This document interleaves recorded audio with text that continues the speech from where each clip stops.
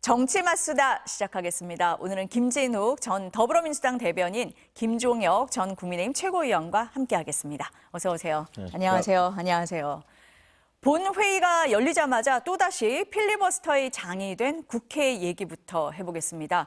더불어민주당이 2월 임시국회에서 통과시키겠다는 사법개혁 3법을 두고 여야가 대치하고 있는데요. 관련 발언부터 듣고 시작하겠습니다. 법 왜곡죄는 정치검찰의 무도한 조작기소 행태를 확실하게 뿌리 뽑기 위한 것이며, 재판소원제는 충분히 재판받을 수 있는 국민의 기본권을 폭넓게 보장함으로써 국민의 억울함과 분통을 풀 수 있는 기회를 조금이라도 확대하기 위한 것입니다. 조희대 대법원장에게 분명히 말합니다. 헌법소원, 재판소원제가 위헌이다 아니다 자꾸 시비를 걸 모양인데, 위헌인지 아닌지 판단하는 것은 헌법재판소에서 합니다. 헌법재판소에서는 위헌이 아니다라는 입장입니다. 법 왜곡죄는 고무줄식 처벌 조항으로 판검사를 협박하고 길들이는 이틀막 법입니다. 대법관 증언법은 친 이재명 코드 인사를 대거 임명하는 알박기 법입니다. 재판소원법은 최종심 유죄 시 헌재를 통해 확정 판결을 무효화하는 뒤집기 법입니다. 조희대 대법원장의 말대로 이 사안은 대법원이 최고법원임을 명시한 헌법 제101조를 개정해야 할 중대한 문제입니다. 사법개혁 3법, 법 왜곡죄, 재판소원제, 대법관 증언 관련 법안입니다. 민주당은 국민의힘이 필리버스터로 맞선다면 하루에 하나씩 법안을 통과시키겠다는 입장입니다. 오늘 오후에는 법 왜곡죄가 상정될 예정인데요. 먼저 대변인님, 민주당이 이렇게 밀어붙인다고 해야 될까요? 강행을 하고 있는 건 국민 지지 여론이 높다, 이렇게 보는 겁니까? 사법개혁 3법 어떻게 봐야 됩니까? 그렇습니다. 저희가 작년에 정청래 대표가 대표에 취임하면서 3가지 개혁을 하겠다고 이제 약속을 드렸습니다. 첫 번째가 검찰 개혁이었고요, 두 번째가 사법 개혁이었고, 세 번째가 이제 언론 개혁인데, 그 중에서 검찰 개혁은 이미 이제 법이 통과가 됐고요. 이제 사법 개혁이 남아 있습니다. 그리고 당시에 저희가 사법 개혁을 말씀드렸을 때 이미 어떤 내용을 가지고 개혁의 대상으로 삼겠다라는 부분들에 대해서 충분히 말씀드리고, 그동안 논의들이 여러 차례 충분하게 있었다라고 판단을 했고, 그 부분에 대해서 이제는 어느 정도 이 법률로서 성안이 될 수 있을 정도의 논의가 무르익었다라고 봤기 때문에 이 법안들을 이제 오늘 처리하겠다, 저희가 이번 임시국회에서 처리하겠다라고 미리 예고 드린 것이고요. 국민의힘에서 계속해서 필리버스터를 통해서 막겠다라고 얘기를 하시지만, 사실상 국민의힘이 지금 하시는 거는 이 법안을 막겠다라는 의미보다는 뭔가 이 국정의 개혁 동력을 좀 발목 잡겠다, 이런 취지의 필리버스터가 아니냐, 이렇게 이제 판단할 수밖에 없을 것 같습니다. 오늘 상법 개정안이 이제 3번째로 개정이 되는데, 지금 코스피가 그 이재명 정부 출범할 때 2,700에서 시작했던 코스피가 6,000이 넘었습니다. 불과 한 8개월 만에 이렇게 높게 자꾸 올라가고 있는, 그리고 지금도 어디가 끝일지 모르게 계속 올라가고 있는 이유 중에 하나는 그동안 좀 그 상법 개정이라든가 이런 부분들, 물론 지금 뭐 AI라든가 반도체라든가 여러 가지 어떤 산업적인 측면의 발전도 있습니다만, 우리가 그동안 저평가 받게끔 했던 부분들, 이런 부분들을 계속해서 법률로서 개정하고 개선하는 것들이 시장에서도 호평받고 있는 때문이다라는 이제 측면이 있는 것이고요. 그런 차원에서 사법 개혁에 대해서도 이미 많은 국민들께서 그 필요성을 인정해주고 계신다. 특히 지금 뭐 좀 전에 국민의힘의 유상범 의원님 같은 경우에는 저희가 추진하고 있는 3가지 법들이 다 하나같이 문제가 있다라고 말씀을 주시지만, 오늘 이제 상법 개정안이 통과가 되고 나서 바로 상정이 될 법 왜곡죄 같은 경우에는 왜 검사뿐만 아니라 법관들도 이 대상에 올랐을까라는 부분들을 좀 관심 있게 봐야 될 필요가 있다고 봅니다. 법관들이 이 법과 양심에 의해서 판단을 한다라고 우린 믿고 있지만, 그럼에도 불구하고 의도적으로 이 법을 왜곡 해석해서 그래서 불이익을 주는 경우들도 상당히 있었습니다. 그런 것들을 이제는 이 법을 통해서 차단하겠다라는 것이고요. 또 이 헌법재판소에서도 그 위헌성이 없다라고 인정한 재판 소원 같은 경우에도 결국은 국민들의 기본권을 확장시키는 그런 측면에서 매우 그 효용성이 있을 것이다. 그리고 마지막으로 이제 법원조직법이 대법관을 지금 14명에서 26명으로 증원시키는 것인데 이 부분에 대해서는 이미 국민의힘에서도 십수년 전부터 필요하다라고 얘기했던 부분이 있습니다. 그리고 이 대법관들의 임명이 마치 이재명 대통령이 재임 기간 동안에 자기 편을 들어줄 수 있는 사람들을 임명하겠다라는 취지다라고 얘기하지만 실질적으로 대법관의 이 임명은 대통령이 하기 전에 제청을 대법원장이 하게 되어 있습니다. 그 대법원장께서 지금 이번에 그 노태학 대법관이 후임을 아직도 그 제청을 안 하시기 때문에 대법관이 지금 임명이 안 되고 있는데 여전히 이 부분에서 그럼 누구의 책임입니까? 대통령이 그 임명권을 가지고 있다고 해서 모든 것을 대통령이 다 할 수 있다? 이렇게 말씀하시는 것도 국민을 호도하는 것이다. 이런 말씀만 먼저 좀 드리겠습니다. 사법개혁에 대한 국민적인 요구가 있다. 그리고 사법부에 대한 견제도 필요하다. 그런 취지에서 이 법을 추진하고 있다. 어떻습니까, 최 의원님? 그냥 제가 보기에는 말 안 되는 주장을 하고 계신 거예요. 민주당에서. 예를 들어서 핑계 없는 무당 없다라는 속담도 있지만 재판을 했을 때 재판에서 진 사람이 자기가 정당하게 졌다고 얘기하는 사람 보셨습니까? 다 억울하다고 얘기합니다. 그 반대로 재판에서 이긴 사람이 내가 부당하게 이겼다고 얘기하시는 사람 본 적 있습니까? 없습니다. 다 나는 정당에서 이긴 거고 내가 졌을 경우는 억울한 거다라고 얘기합니다. 법 왜곡죄라는 게 뭐예요? 어떤 판사가 판결을 내렸어요. 그러면 민주당 의원들에 대해서 어떤 판결을 내렸습니다. 근데 본인들에게 유리한 판결을 내렸을 때 그것이 법이 왜곡됐다고 얘기할까요? 절대 안 합니다. 본인들에게 불리한 판결이 내려지면 이건 법이 왜곡됐다라고 주장을 할 겁니다. 그러면서 소송을 걸 거예요. 그러면서 자기들이 유리한 판결을 낼 때까지 계속 밀어붙일 겁니다. 권력자를 위한 법이죠. 힘센 사람들을 위한 법이에요. 그리고 재판소원제 4심제도 누차 말씀드리지만 아니 도대체가 4심까지 재판을 할 수 있는 사람이 몇 명이나 되겠습니까? 일반 국민들 중에서 소송하다 보면 집안 다 패가 망신한다는 얘기가 있는데 지금도 몇 년씩 걸리는데 4심까지 해? 그러면 제가 돈 있고 권력 있으면 그래? 너 한번 해보자. 나는 4심까지 갈 거야. 너 변호사 끝까지 쓸 수 있겠니? 한번 해보자. 라고 얘기할 겁니다. 그러면 아마 나는 울며 겨자 먹기로 야 어차피 내가 4심까지 가서 5년, 6년, 7년 가다가 나 집안 망한다. 그러니까 제가 나를 잘못했다 하더라도 내가 100억을 받을 게 있으면 10억으로 그냥 끝내자라는 식으로 끝낼 수 있을 겁니다. 제가 보기에 재판소원제와 법 왜곡죄는 이거는 그 말 그대로 권력자들을 힘 있고 돈 있는 자들을 위한 법이에요. 그 민주당이 왜 이걸 만들어내겠습니까? 재판관 증원 이건 좀 다른 거죠. 대법관 증원은 그 대법원도 원했으니까 그건 이제 할 수 있다고 생각을 해요. 근데 그것도 이건 상의를 해서 해야 되는 거예요. 아니 대법원 본인들이 이렇게 하자라고 얘기하는 걸 놔두고 우리가 어떻게 할 거야라고 입법부에서 결정해서 던져버리는 거. 이게 과연 옳은 걸까요? 저는 그래서 물론 이제 여기에 대해서 맞서는 국민의힘이 힘이 없습니다. 그래서 필리버스터 하면 무슨 소용이 있어요. 24시간 지나면 끝인데. 그리고 자기들 내부가 엉망진창인데 윤석열 어게인을 외치면서 법이 문제가 있다라고 얘기하면 국민들이 이거 받아들이겠습니까? 니네가 비상계엄한 주제에 무슨 딴소리를 해. 그래서 지금 민주당이 마음 놓고 하는 거예요. 이거 장동혁 대표가 책임지셔야죠.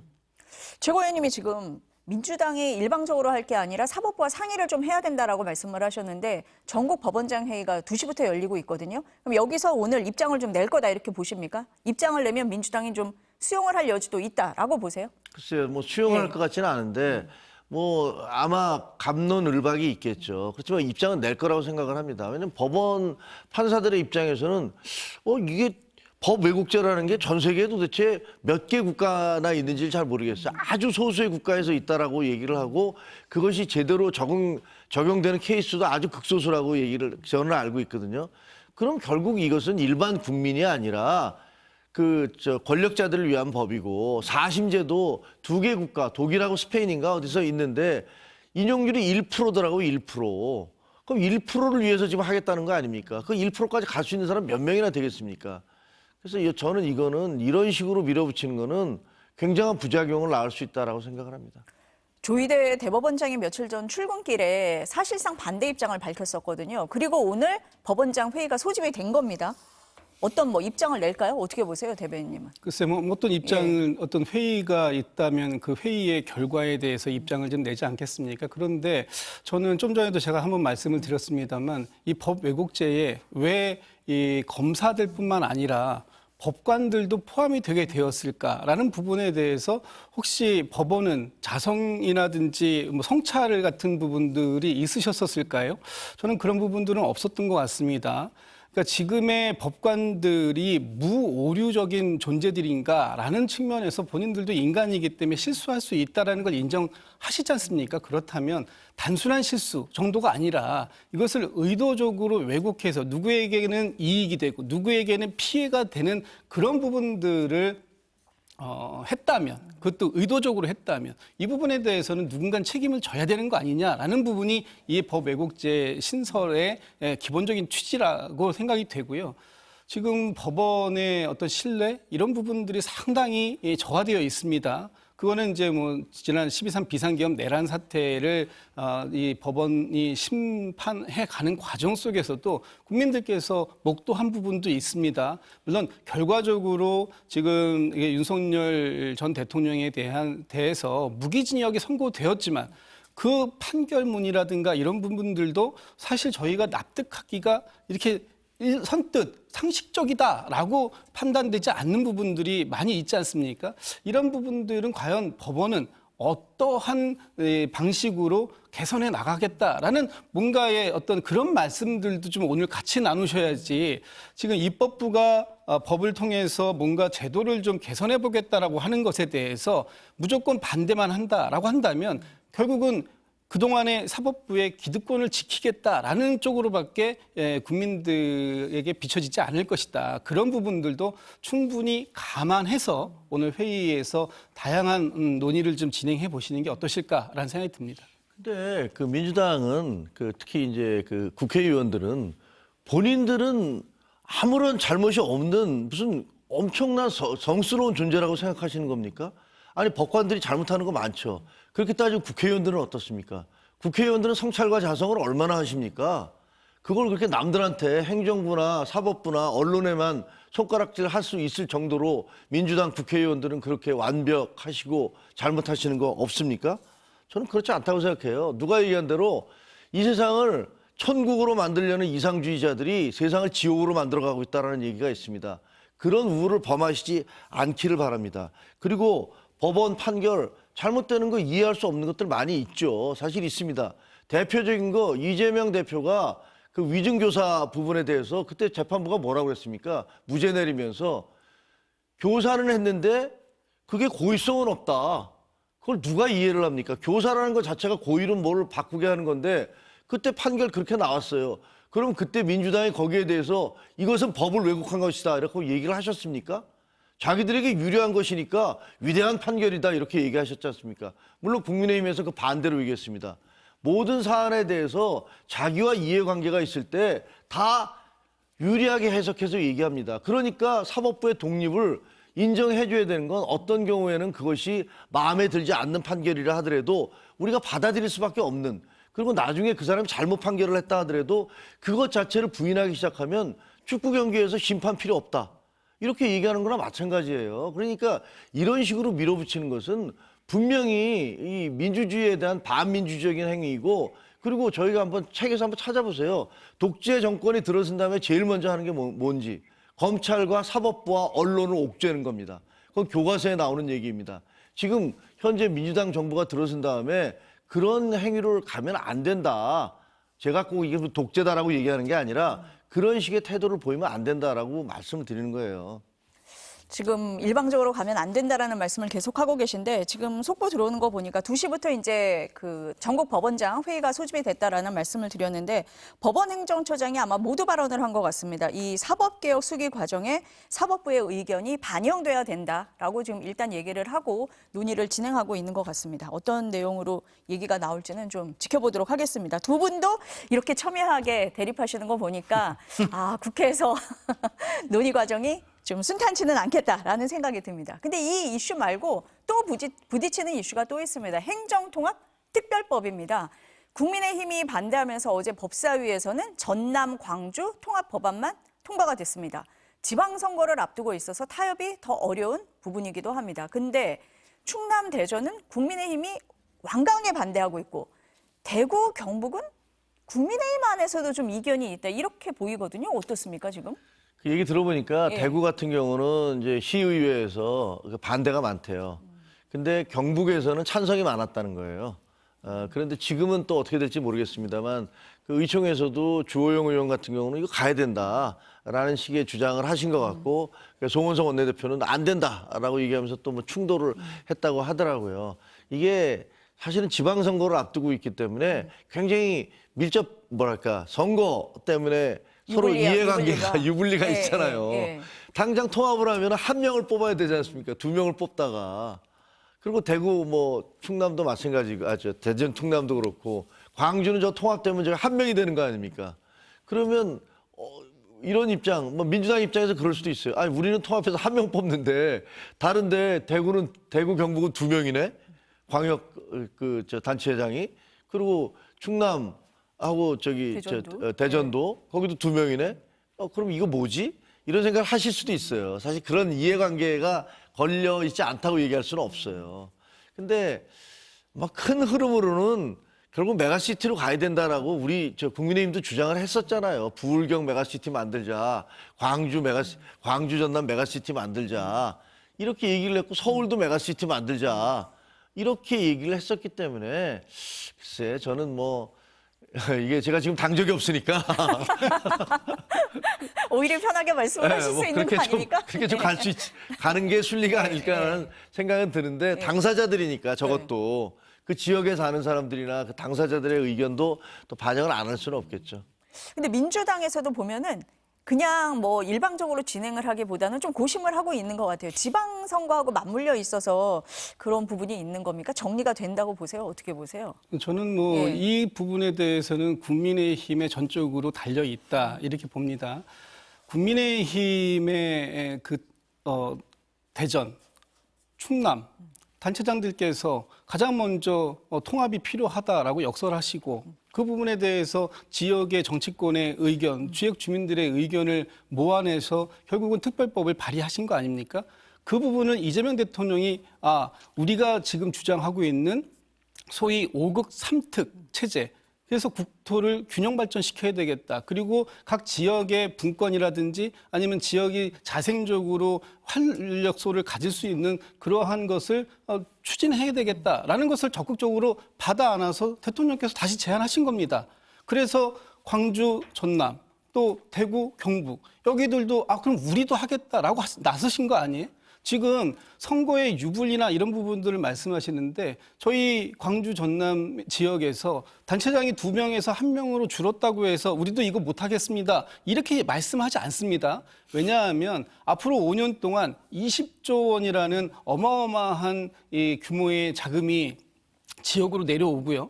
또 이 공공기관들이 우선적으로 이전할 수 있거나 또는 지금 중앙정부가 가지고 있는 그런 많은 권한들을 지방정부로 단계적으로지만 어쨌든 대폭 이양하겠다라는 것이 지금 이재명 정부, 이재명 대통령의 뜻 아닙니까? 그러면 그런 차원의 동의에서 대구 경북도 우리도 하겠다라고 나서신 거예요. 그런데 갑자기 대전 충남에서 어깃장을 놓습니다. 가장 먼저 추진하겠다. 우리는 그 지역 주민들의 의사를 충분히 확인했다라고 하고선 특별법까지 내신 분들이 어깃장을 놓고 우리는 못하겠다라고 얘기하면 지금 누가 이 지방선거를 놓고 선거에 대한 유불리를 따지는 것이냐. 이건 뭐 국민들께서 자명하게 판단해 보실 수 있을 거 아닌가? 그리고 대구 경북 지역만 놓고 보더라도 지금 국민의힘 안에서 이 부분 가지고 어제 보도에 의하면 송원석 원내대표께서는 사퇴 의사까지 뭐 말씀하셨다라는 그런 보도가 나오고 있습니다. 이 무슨 일입니까? 국민의힘 안에서조차도 대구 경북은 필요하다고 얘기하는데 거기에 일부 또 의원들께서는 뭐 선거의 유불리나 여러 가지를 따져서 이건 안 된다라고 지금 막고 있다면 결국 이 피해를 누가 보는 것인가? 지금 정치권이 보는 것이 아니라 현지에서 거주하시고 뭔가 이 지역 발전, 균형 발전이 이루어지기를 바라고 있는 지역 주민들께서 이 피해를 고스란히 볼 수밖에 없는 거 아닌가, 저는 좀 안타깝다는 생각이 들고요. 이 부분에 대해서 뭐 아직도 늦지 않았다, 국민의힘께서 전향적으로 판단하시고, 그래서 정청래 대표가 장동혁 대표에게 대표 회담까지 제의했다면 최소한 회담에 응해서 과연 무엇을 제안하려고 했고 또 이 부분에 대해서 어떤 대안들을 가지고 있는지 양측의 입장이라도 확인하는 것이 저는 순리였다고 보는데, 그런 것조차 다 거부하고 아무 말씀 안 하신다라는 것은 너무나 이 선거에 대한 유불리 또는 지금 이재명 정부가 하겠다고 하는 전국의 5극 3특 체제 이런 부분들에 대한 발목 잡기로 비출 것이다. 저는 뭐 그렇게 생각하고 있습니다. 말씀하신 대로 국민의힘 대구 지역 의원들은 이 법안을 빨리 통과시켜달라 이렇게 얘기를 한다고 하니까 뭐 어떻게 진행될지는 좀 더 봐야 될 것 같습니다. 이재명 대통령과 여당 얘기 좀 이번에는 해보겠습니다. 언론에서 이재명 대통령과 정청래 대표 사이에 엇박자가 난다, 명청 갈등이다, 뭐 이런 기사를 많이 내보냈습니다. 그랬더니 이 대통령이 SNS에 그렇지 않다라고 반박을 했습니다. 과도한 걱정을 기우라고 한다, 이런 얘기도 했습니다. 대통령이 왜 이런 메시지를 낸 겁니까, 대표님? 지금 마치 당정 간에 네.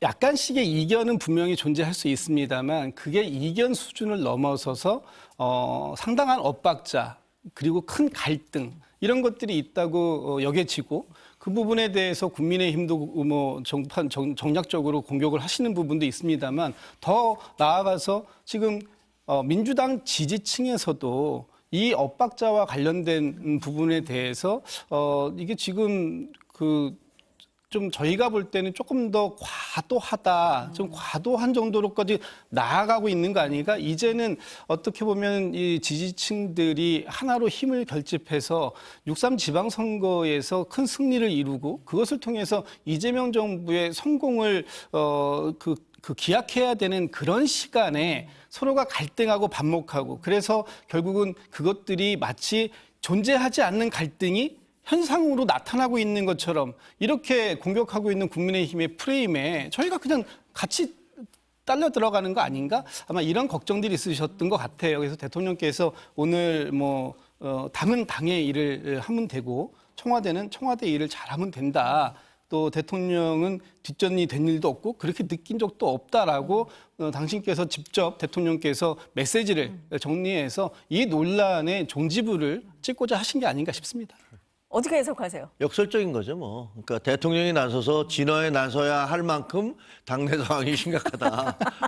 그렇지 않으면 도저히 감당이 안 되니까 대통령이 나서서 야 이거 내가 나라도 나서서 이거 해줘야겠다. 이런 거라고 보입니다. 과거에 그 반명입니까? 라고 얘기했을 때, 그거 그냥 농담이고 분위기 좋게 만들기 위한 거다라고 얘기했지만 그 이후에 전개된 게 농담이었습니까?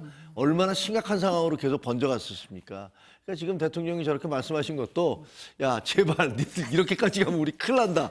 라는 식의 그런 그 위기의식의 반증이다. 그걸 보여주는 거다라고 생각을 합니다. 역설적으로 갈등이 있기 때문에 그렇게 메시지를 낸 거다. 얼마나 심각하면 그렇게 하겠습니까? 그럼 이 부분은 어떻습니까? 이재명 대통령 사건 공소 취소, 국정조사, 추진 의원 모임, 공치모라고 부릅니다. 105명의 의원이 참여를 했습니다. 모임 성격을 두고 논란이 계속되고 있습니다. 반청 모임이다, 당내 계파 갈등을 촉발한다, 뭐 이런 얘기가 계속 나왔습니다. 그랬더니 오늘 언론 보도가 민주당의 이름도 바꾸고 당내 공식 조직으로 흡수하기로 했다, 이렇게 보도가 나왔는데 조금 있다가 민주당에서 사실 아니다, 독립적으로 활동할 거다라고 입장을 냈습니다. 이것도 역설적인 겁니까? 첫째로는요. 국회의원이 100명이나 넘는 분들이 나서서 입법부가 사법부를 혹은 검찰을 지금 겁박하고 있는 거잖아요. 아니 공소 취소 국정조사를 위한 모임이라고 그래요. 근데 원래대로 하면 만약에 대통령 사건에 대한 이게 뭐가 좀 의심이 있어 라면 국정조사를 하면 돼요. 그래서 그게 문제가 있다고 생각하면 아 이거는 이러이러한 문제가 됐으니까 이거 공소 취소해야 되는 거 아니야? 이렇게 요구할 수도 있어요. 근데 저 모임은 공소 취소를 앞에 딱 박아놨어요. 공소 취소 국정조사 모임입니다. 그러니까 공소 취소를 하기 위해서 국정조사는 명분으로 하는 거예요. 그걸 속내를 다 드러낸 거예요. 이거는 사법부에 대한 삼권 분립을 대놓고 우리는 깨겠다라는 얘기를 하는 거예요. 마치 윤석열 전 대통령 판결 나올 때 그 윤어게인 세력들이 공소 기각으로 무죄 나올 거야라고 주장하고 그렇게 해야 된다고 요구했던 거하고 똑같은 거예요. 그러니까 국회의원들이 105명이나 모여서 저렇게 삼권 분립을 아예 깨버리는 그런 주장을 제목으로 딱 내걸 수 있다. 참 대단하십니다. 제가 보기에는 야 어떻게 저렇게 속된 말로 간이 배 밖으로 나올 수가 있지? 라는 생각이 들어요. 그리고 저거는요 또 다른 거는 이름은 저렇게 돼 있지만 결국은 당내 갈등의 또 다른 형태로 드러난 거 아니에요. 반총 모임 아닙니까 저게 쉽게 얘기하면. 예? 그 정청래 대표하고 반대하는 사람들이 다 모인 거 아니에요. 그러니까 그런 면에서 보면 그러니까 윤건영 의원도 들어와 있는데 무슨 소리냐. 그러니까 윤건영 의원이 아니 난 그런 취지 아닌지 알고 들어갔어 라고 얘기하든가 또 일부에서는 또 나 못하겠어 라고 얘기하든가 이런 거 보면 아까 대통령이 야 지금 우리 관계 잘 되고 있어 라고 얘기한 거나 저 모임이나 이게 다 일맥상통하게 국민의힘만큼은 아니지만 민주당도 내부에서 상황이 심각하다라는 걸 보여주고 있는 거죠. 그렇습니까? 저는 뭐 그렇게 해석되지 않습니다.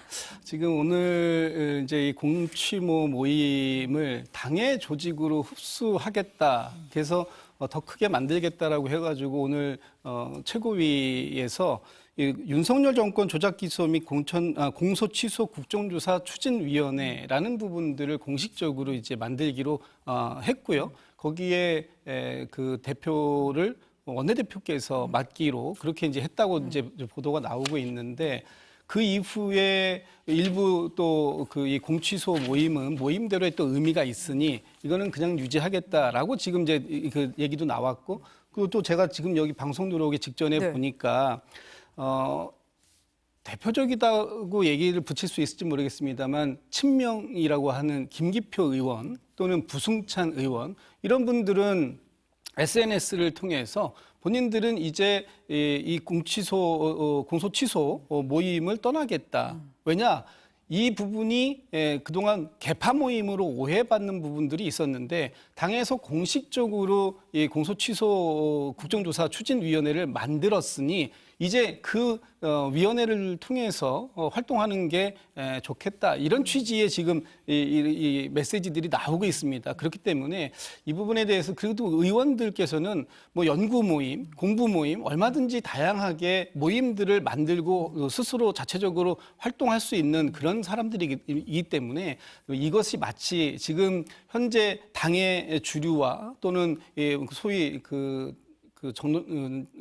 정청래 대표를 반대하기 위해서 또는 견제하기 위해서 하나의 세력 모임으로 만든 것이다라고 얘기하는 것은 작년 8월 달에 정청래 대표가 이 전당대회를 통해서 당선되자마자 국민의힘에서 명청 갈등, 명청 대전 이런 얘기를 만들어 온 그 연장선상의 해석이지 실제 당에서 지금 지방선거를 목전에 두고 오늘까지 쳐가지고 98일밖에 안 남았습니다. 석 달밖에 안 남은 지방선거를 승리해야 하는 이 와중에 지금 그 뒤에 있을 8월 전당대회까지를 염두에 둔 그런 그 포석으로 지금의 이 상황을 해석하는 것 저는 바람직한 해석은 아니라고 봅니다. 이재명 대통령이 SNS에 올렸듯이 그런 갈등은 없다. 이건 과도한 해석이다. 이렇게 말씀을 하셨습니다. 이재명 대통령 말씀을 하시니까 대통령 측근이나 참모들이 이번 지방선거, 재보궐선거에 꽤 많이 출마를 하십니다. 특히 이재명 대통령의 입이라고 불렸던 김남준 전 대변인이 인천 계양을에 나가겠다. 어제 기자들 만나서도 그런 얘기를 했어요. 그런데 이곳은 이재명 대통령의 지역구였다라는 상징성도 있고 최근에 무죄 판결을 받은 송영길 전 대표의 지역구였습니다. 그래서 송 전 대표가 나오는 거 아니냐 뭐 이런 얘기가 나오면서 명심이 어디로 가느냐, 어떻게 조정되느냐 이런 얘기들이 나옵니다. 어떻게 봐야 돼요? 명심은 없죠. 왜냐? 아니 당에서 행하는 공천에 네. 대통령의 한마디가 공천에 영향을 준다라고 한다면 그것은 공천 시스템 자체가 무력화되는 것이고 그게 윤석열 전 대통령이 대통령에 당선되자마자 당의 공관위원장에게 전화 통화해서 내가 주라고 했는데 이런 목소리가 나오는 것 그거 저희가 다 듣고 불법적이다 위법적이다라고 얘기했던 거 아닙니까? 그런 상황 속에서 대통령의 의중을 가지고 이렇게 해석하는 것은 바람직한 자세는 아니고요. 공천은 전적으로 당이 하는 겁니다.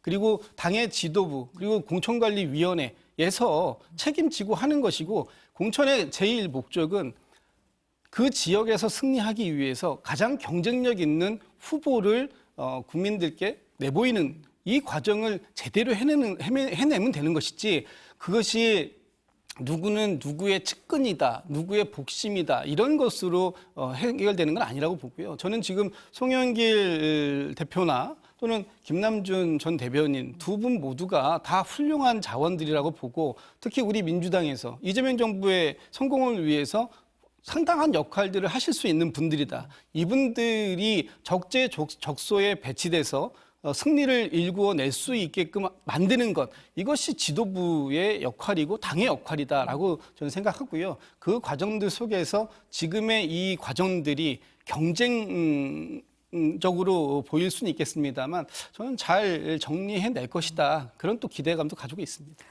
대변인님다운 완벽한 모범 답안인 것 같습니다. 재미없죠? 어떻게 보세요, 이 지역? 그 대통령이 예. 임기 후반기에 들면 레임덕으로 가잖아요. 그리고 자기 편들이 필요해요. 그리고 경쟁자들이 막 등장하면서 야 대통령 이제 그만이고 우리 새로운 세력을 세우자 이렇게 얘기하고 대통령은 야 무슨 소리야 나 끝까지 나는 내 힘을 유지해야 되고 그러려면 자기 사람들이 많이 필요해요. 그러니까 누구든지 어느 대통령이든지 이런 지방선거가 됐든 총선에 다음 총선에 더 할 겁니다. 총선에서 자기 사람들 집어넣기 위해서 무지하게 노력을 해요. 그거를 없다고 얘기하면 그건 거짓말이죠. 아니 대통령 측근들이 줄줄이 나가고 있는데 명심이 없다라고 얘기를 하는 거는 나뭇가지가 세게 흔들리는데 바람은 안 불고 있다. 그렇게 얘기하는 거와 마찬가지니까 그건 별로 설득력이 없다라고 생각을 하고요. 지금 재밌는 거는 저 개항을 놓고 김남준, 송영길 이 두 분이 맞부딪히는 거 아니에요. 근데 저게 진짜 참 그 관전 포인트예요. 송영길 대표는 대놓고 그러잖아요. 의리 막 따지잖아요. 아, 내가 말이야 개항을 물려주고 내가 서울시장 죽을지를 알면서 글로 나갔고 그래서 저 대선 패배하자마자 개항으로 나와서 당신이 대통령 될 수 있는 그런 근거를 만들어준 건데 나를 이럴 수가 있어? 이런 얘기거든요. 그게 그 의리 뭐 이렇게 따지잖아요. 그런데 거기다 대고 대통령이 자기 최측근이라고 얘기하는 김남준 씨를 보낸 거는 저기를 진짜로 경선하게 맞붙여 놓으면 아마 싸움 되게 커질 것 같아요. 그리고 그 감정의 골도 굉장히 심각해질 것 같고. 그래서 제가 보기에는 글쎄 뭐 박찬대 의원이 만약에 시장으로 나간다면 그 지역으로 연수인가요? 뭐 글로 김남준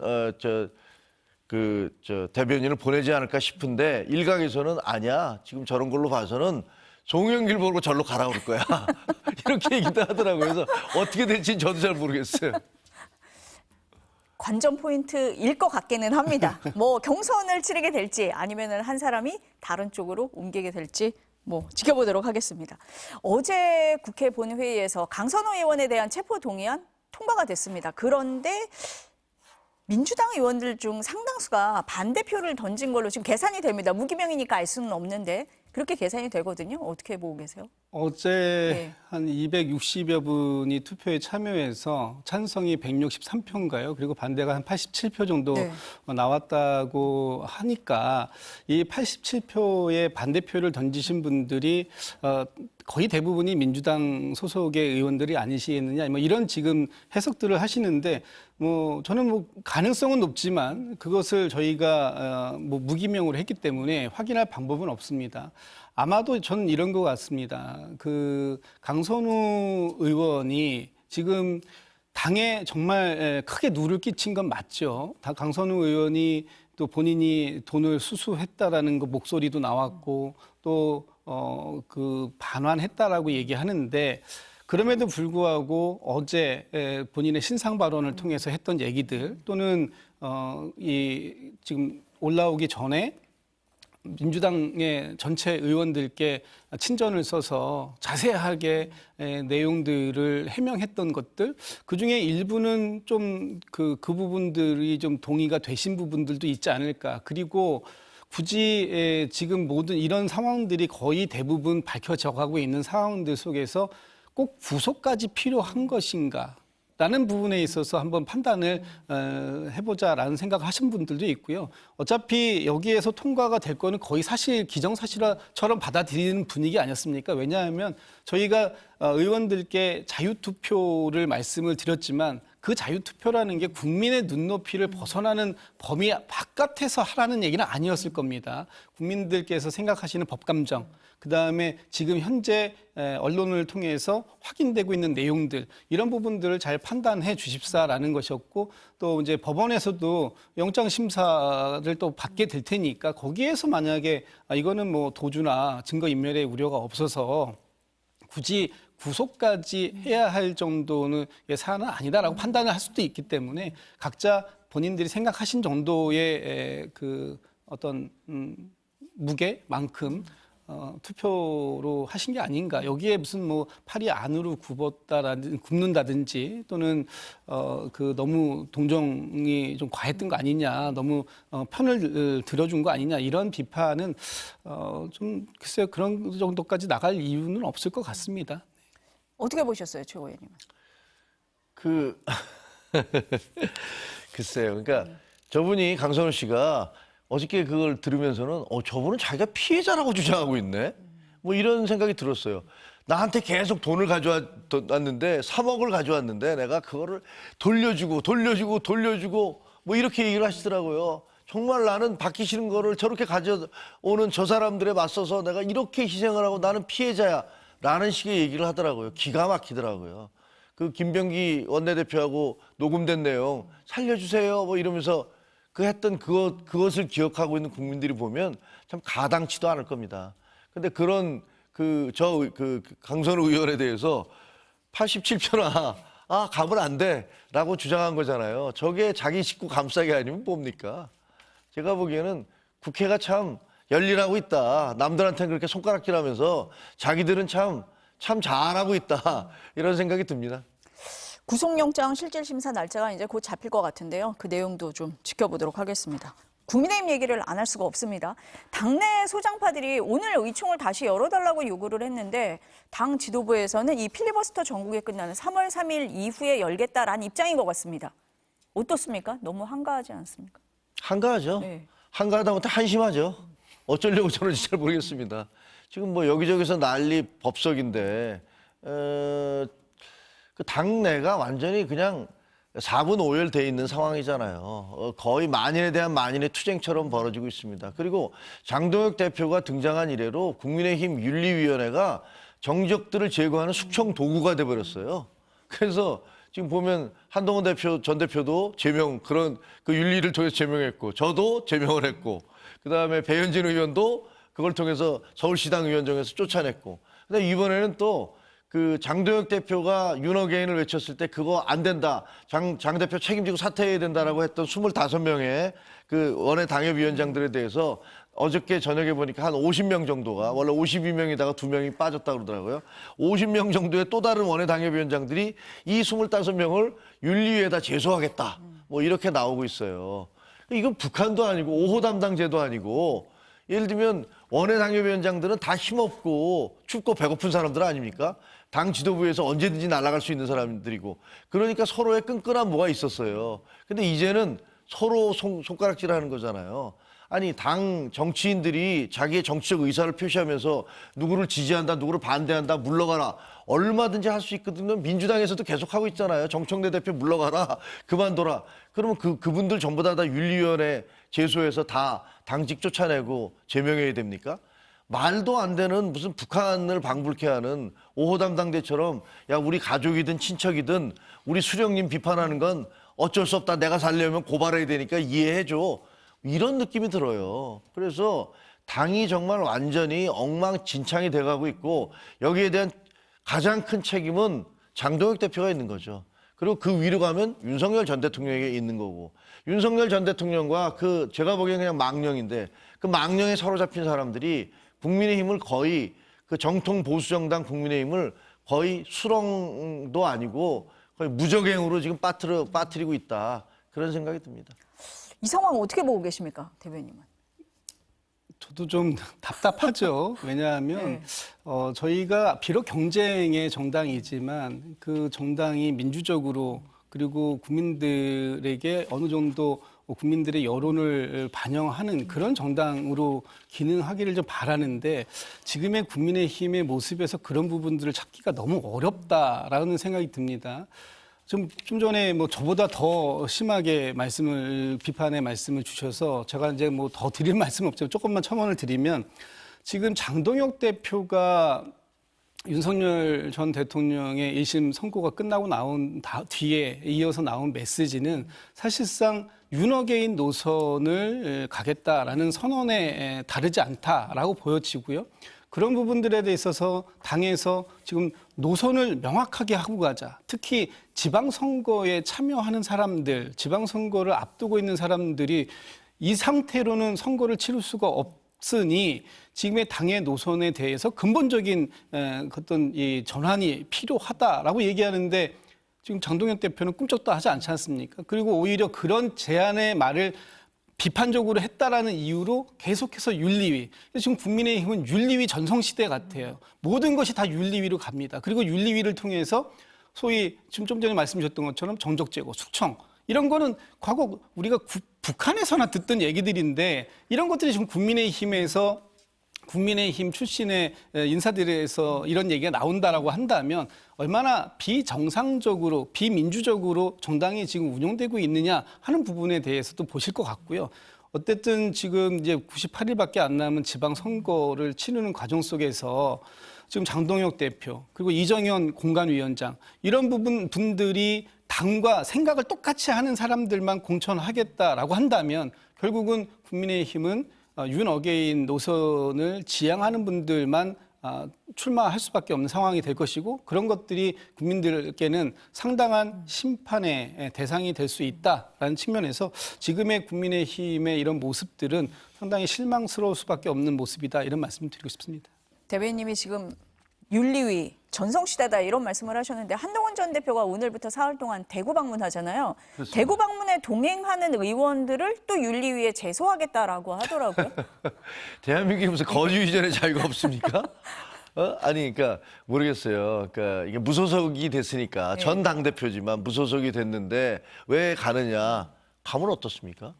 예를 들어서 거기서 가서 지금 뭐 민주당 집회에서 우리하고 그 경쟁하는 정당에 가서 우리 당 뭐 떨어뜨리자라는 그런 집회하는 것도 아니지 않습니까? 그러니까 제가 보기에는 이 국민의힘이 그 윤리위에서 그런 판결을 내렸잖아요. 당 대표는 당원들의 자유의지의 총합이기 때문에 비판하면 안 된다. 이 히틀러입니까? 히틀러가 게르만 민족의 총합이 히틀러라고 그랬잖아요.